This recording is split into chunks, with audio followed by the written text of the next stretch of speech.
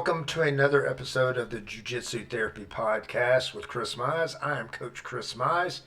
I'm here today with Coach Michael McGrath and his son Ben McGrath. Ben is a recently promoted blue belt with us. Running the boards, as usual, is Coach Chris Bolin. Coach Chris Bolin has his own podcast, the Furlough Podcast. If you are not familiar with that and have not listened, please look that up. You will be entertained. This is a very good podcast. We couldn't do this show without Coach Chris. So today's topic is flow rolling. Everybody hears the term. Some attempt it for a certain amount of time before it turns into a full-scale roll. But we want to kind of discuss it today, kind of talk about some specific components, some things to maybe help ease you into the path of being able to flow roll better or get it initiated, and some of the pitfalls if done incorrectly. People definitely have a different interpretation of what flow rolling means. Their own What do you think it is, Coach Chris? Well, it should be. I think it should be smoothness. I think it should be very relaxed. Just basically, just kind of silky smooth. Rolling with the flu. That's right.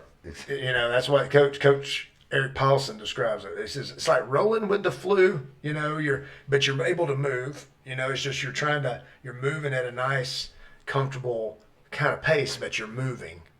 You know, that kind of thing. You know, what do you think, Coach Michael, excuse me.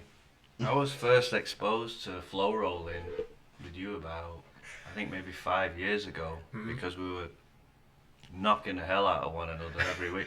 And you said, look, let's approach this like a yoga roll. Okay. And in essence, I mean, conceptually it's great, but I think it's hard to embrace and slow it down. You have to have the right partner to work with, you know. Absolutely. Yeah. So I think once you're working with the right person, you get that good ebb and flow. I think, I mean, it's a really good training technique. Well, I think Damian Maya, he describes it because he does an element of that with his MMA training. So he'll kind of flow and do stuff. And as he describes it, it's a lot harder to flow train than it is to actual just train, because you're trying to, this is a great description. When you're driving to drive on the road in your car and the speed limit is 45 miles per hour and you're trying to do it just with your foot and maintain it in traffic. But if you have a cruise control, it's a lot easier to do that, so you can set it. Flow rolling is kind of like trying to maintain that 45-degree speed limit without using a cruise control. It's like you're always having to either pull back, give a little more energy back and forth. You know. That came up on Friday, wasn't it? It did. We got to credit Hughes. Yes, Hughes. Hughes came up with that. He said, it sounds like just the opposite of cruise control. And I said, yes, but I think done very well, it becomes like cruise control. So it's like the yoga roll, which sounds like some really good sushi. It could well be. I'm sure it is somewhere. So what's the benefit of flow rolling? Well, I think one, I'm a real big fan of just movement in general, and so you're doing all the moves unchoreographed. You're trying to get your body moving correctly and smoothly through positions, transitioning up, down, sideways, escaping, moving into better positions. Sometimes, things can be, there's several different ways. One, there's just a freestyle where we're just kind of just like regular roll, but it's just smooth and trying to not put too much tension in it. Then there's like a one-for-one kind of thing where, you may get the hip position and hit a submission, and then I escape, and then I go for one myself. I think the importance of it is to teach you how to move your body. I think a lot of people are worried about the submission, and you're going to get to those submissions. You're going to see what you can get to. You can see that, okay, I could have trapped an arm there. I could have probably slipped to the back. all that good stuff. But I think if you flow roll correctly, then it teaches you how to bridge on your shoulder, move your hips, get up on your elbow, sit up, move, take the back smooth without it being such a clunky, hard fight. Well, it makes you have to be aware. So it's flowing, but it's more of a little bit. It's a slow down process. Really, it's slower. It's not real time. So that allows you to maybe recognize things as you're going, which means recognize stuff from your partner, recognize stuff with yourself that you're having trouble with. Are you trying to muscle it up versus am I kinetically lined up to where like I'm coming up to my elbow correctly as I try to get up to my knee and things like that. So yeah, I mean I agree. It's about the energy of it as you try to do it. I think we talk about movement, and a lot of times people teach jujitsu. Those like you learn techniques like an armbar from mount, you learn an Americana from side. You do those things. But as we transition, through the positions to get a submission is really, I think, where we do our real true learning in jiu-jitsu. That's why it's important to roll for one, or positional roll and things like that. If you've never rolled or positional roll, though, you cannot flow roll. You have to. That's part of the process, the graduation process, to be able to kind of do that. So where do you suggest that we introduce flow rolling? You can introduce it probably after somebody's been in for a little while. I know a lot of times if you throw it out there like we've done sometimes, all right, everybody, so let's warm up by doing a little flow rolling, and everyone like poops their pants immediately because it's like, you're in there with some guys in there that have never, and they're like, I don't know what you're talking about. Hey, just work with me. And so you're moving around, and yeah, it is clunky, and it's not good a lot of times, but that's the goal. You can warm up with flow rolling. You can move around, but usually, it's probably about 6 months in, you can start trying to introduce it after you've had some adequate time to maybe roll a little bit, learn exactly get past that point of, I don't know what to do, that everybody has. Like, I don't even know what to do when I do get here, Well, so do you find it like a terminology problem? It's like, what do they mean? I've told people to posture, and they just looked at me like, what do you mean? What do you mean posture? Stand up and poke my chest out? What are we doing? Right. If you could have seen Coach Chris's face when he said that, he gave me this squint look. It was serious. It was very good. You can tell you've been working on your acting. Yeah, that's right. It was very good. He gave me. I was there with him when he did it. It was very good. Back in the old days, and this is when Coach Eric, how he started out, because he started out, in the Shudo system, shoot wrestling, doing that, and they did a lot of lock flows, which, there might be 20-something, 30-something techniques in a given lock flow, which might be from side control, and you're moving into Kesa and shifting and catching an Americana and a straight and a Kimura and doing all those things. But and we used to think about it because we didn't know any better. We thought it was, I'm just learning a bunch of submissions. Mm-hmm. But what kind of happens is you're actually learning how to move your body going from submission, position. So really, there is stuff to be, people can scoff at, at lock flows, but there's things to be learned, especially at an introductory level from lock flows. I mean, I know lock flows sometimes get a bad rap. Well, some people say it's like getting fed with a fire hose. Oh, that is, yeah. Well, you can break it down. You can break it down. But I think it's on your last show when you were talking about law enforcement guys, I think lock flows would be a good way to flow roll with law enforcement guys so they could work their top angles. Right, their controls, their elbows, and just their holds, their hold downs and stuff like that. I agree. And that's kind of my idea, from that kind of thing. And it's more, anyway, that's another thing. So we could, remind me, make a note and let's talk about that, Coach. So I'll give you before I go today. Yeah. So, but yeah, I think, it's all about movement. And so anything that facilitates that movement, to me, is you're going to get better. Because usually people are just froze up. It's like their bodies are bound up. And, when you start jiu-jitsu, I mean, a shrimp, how long does it take for your shrimp to get good? I'm still trying to figure it out. A lifetime? Yeah. I'm working on it. So what are the major obstacles to having a good flow roll? Ego. I think that's the biggest one I've come across. Both sides of the spectrum. So rolling with white belts, it can be, they don't understand at that point that it's not a competition. It's not, you're not going head to head to win the title. You know what I'm saying? But then I've rolled with people who are higher belt than me, and I've been dominating even though I'm not trying to. And then all of a sudden they'll take it up 10 notches just to kind of get back in. Almost reset their brain a little bit. Yeah. So I found problems with both ends. It's just, whereas me, I'm really laid back, and I'd like to think that I'm good to roll with in a lot of cases. And I think if you leave your ego at the door, like on the last show we were talking about that, I think that's the best. I think you've got to be able to like brake and clutch, aren't you? Something like a stick shift. You've got to be able to brake and clutch and know when to accelerate and so on. And I think that going back a couple of shows, that's something that's learned with time on the mat. You can bring it up and bring it down. I think when you first start with jiu-jitsu, you got first and fifth gear. That's a great analogy. And you really need to know how to go through the gearbox to be able to good flow or to roll in general anyway. So I think Ben's correct. That's great. I think one of the things that we talk about for us, we talk about pattern recognition, and flow rolling, just like as lock flows do in a different way, they teach you to recognize the pattern. And I think when you talk about time on the mat, the more time you spend on the mat, the better your pattern recognition gets.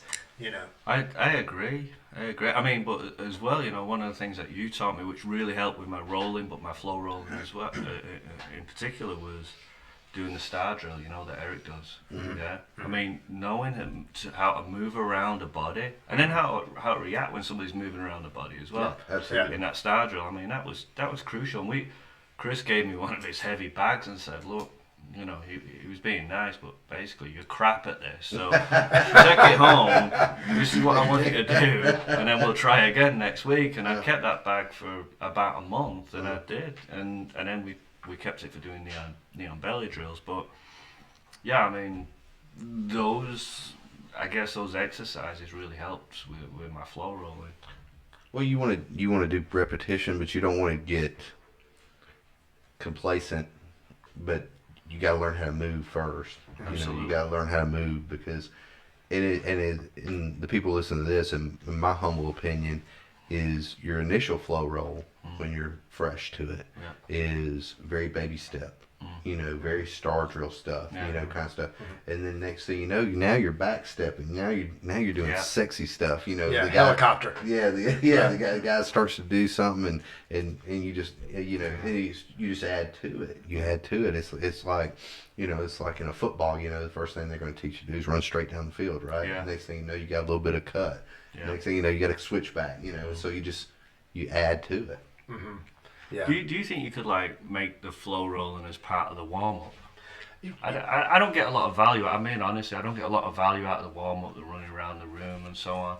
And then static stretches or whatever. I think that could you integrate that? I think in a intermediate to advanced class, most definitely. I think, like I said, you don't want to kill the energy of the class.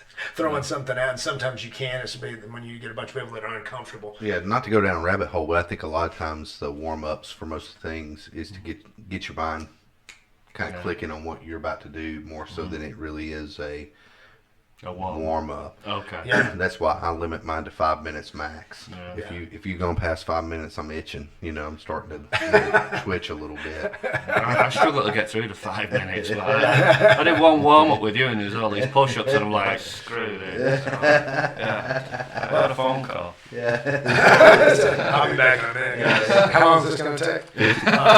50 push-ups. This is my little going down a rabbit hole. If you're a grown-ass man, you should be doing 50-foot push-ups minimum a day. Or benching 500 pounds. Either way. Whatever you get to just bench. Bench. Unless you're Herschel Walker and you're doing 1,500. Yeah, or something. But a grown man should be able to do 50 push-ups. I could do it in 24 hours, no problem. I tell people that. I said, if you can do 10 in the morning, 10 in the afternoon, whatever. I said, I want you to do 50 a day. Because next thing you know, you can do 50 in a pop. Exactly. Well, I mean, it says you're doing a Russian ladder when you do that. That sounded bad. When I said that, it's a different thing completely. But no, but yeah, you're right.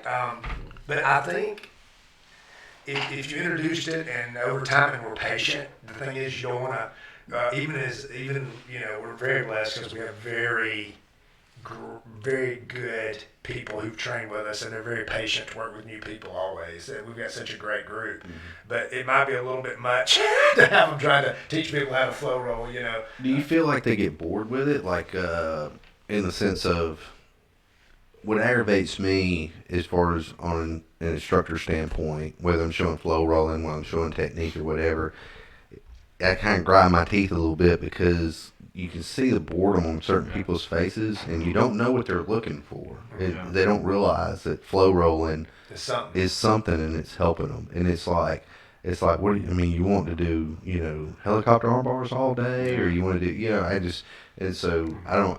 So then, it could be like, it maybe not be sexy enough. It could be their ego. Yeah.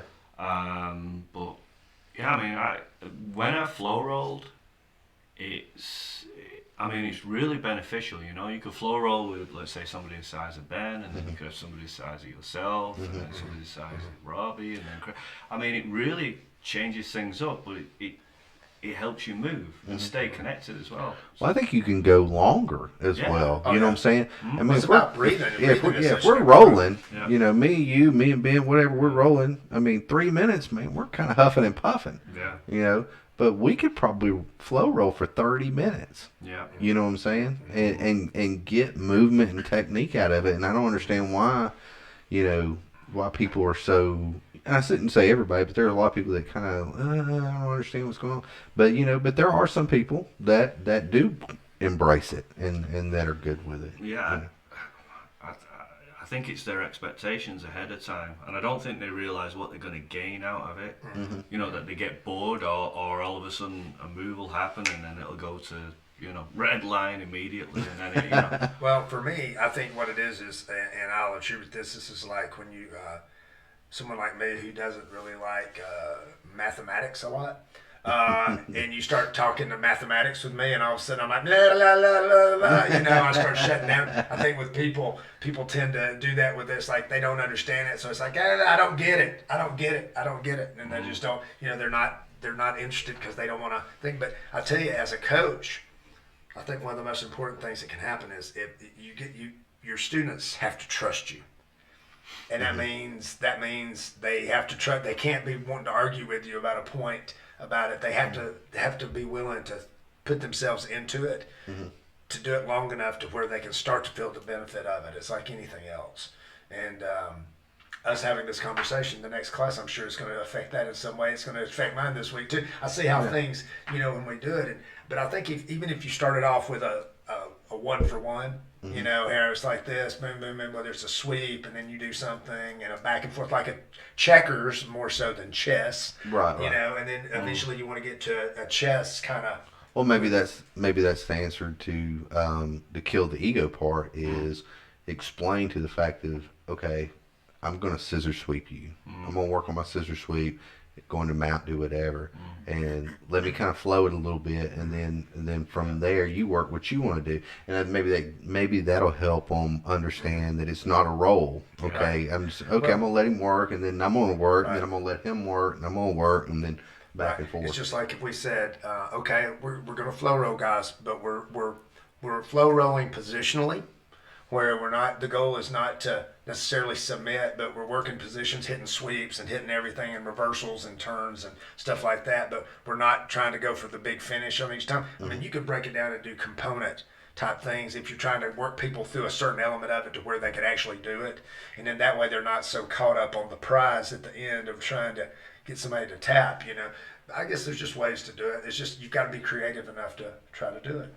So what do you do, Chris, as the senior belt, if you're flow rolling with somebody and then the energy changes and it turns into a full-on match? Yeah, what do you do?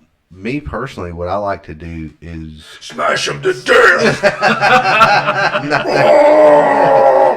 Very close. What I like to do is, if me personally, if I'm going with somebody and they instantly they start turning it up, you know, then I think to myself, okay, they're getting away from flow rolling. So if I can, I'm going to shift and take a dominant position, and then I cook them for a second. And you know, I'm just saying. Yeah, settle down. So, and I don't even really say nothing, you know, but I'll get I'll get in a fat man kind of choke, you know, and I'll just kind of hold, just put pressure on them, or if I've got their back, I'll just, you know, do a nice little seat belt and let them squirm a little bit, and I give them just enough to where I'm not turning it onto a hard roll. I'm just hanging on to them a little bit, you know what I'm saying, and maybe doing some reverse hooks if I have their back, you know, gets their what I like to call the dead cockroach, which my wife really hates that technique. So when I get you a nice seatbelt position, I can get your feet up off the mat where you can't do anything, and it just really calms the roll down, you know. And then next thing you know, then you settle it, you know, you let them loose. But at that point, you're not. You aren't escalating it by trying to do a submission. You're just kind of holding them. And then let them squirm, and then you just kind of let them go and see how they respond. And if they do it again, cook them again. Yeah. And then at that point, then you can whisper sweet nothings in their ear. You know. I mean, my approach has been, I told you we're not going to do this. So oh, you just cut it out. Please stop. You just handle it right. Please stop. In my best Australian accent. No, but I you know, I just break it off and say, hey, come on, just bring the energy down. You shut it off completely. Because I don't know. I don't know whether it's pretty hard to cook somebody and like calm them down. You know, like you do. You know, without it going to a different level for me. You know, I'm like, no, I'm gonna finish this off. You know, but. Yeah, I mean, I just tell them straight up front, it's just going to be a flow roll and so on. But if they start stepping it up, I just say, stop. I don't want it to go there. Yeah, and I would probably do that after probably the second time or so. You know, that's why I just whisper in their ear and say, hey man, I thought we're going to be a little sweet with this. Relax. Yeah. And that really calms people. That really unnerves them when you whisper in their ear. It soothed me. Just that. The only person that's whispered in my ear was Bill Freeman, and he was telling me how he was wanting me to beg him to kill me because he'd done so much damage to me. And I'm like, it was more of a role play. Yeah. Sorry, this wasn't this was in the gym. He said, you know. He wanted you to kill him. I'm in so much pain. Please put me out of my misery. Yeah, that's right. That's right.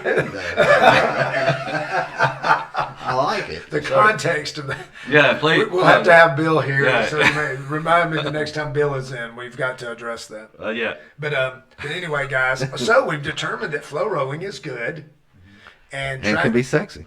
It can wait. Yes. But yeah, and you know, it takes work, and you know, you just got to have somebody willing to do it. But it's I think it really is a good way to warm up and embrace it. Yeah, try it. You got to try. I want to roll with that. What's that artist called? Ross. Bob. What's he called? Oh, Bob Ross. Bob Ross. Pretty trees. Put a little choke on here. I'm gonna put a little nice little. He's the Bob Ross of flow rolling. That's right. Put a nice. Oh, that's another shirt. Yeah, I'm the Bob Ross of flow rolling. Yeah, that's right. Surely, Bill's the Bob Ross of flow rolling. That's right. And he's not strong. He is. Yeah, don't call Bill strong. Yeah, or Bill in a China shop. Bill in a China shop. That's a little contradiction. Right. But anyway, guys, thanks for coming in today. And guys, be sure and subscribe to the podcast if you haven't already. And comment. And if you have any great suggestions for topics that you would like us to discuss, please leave them below. But I hope you have a great week, and we'll talk to you next time.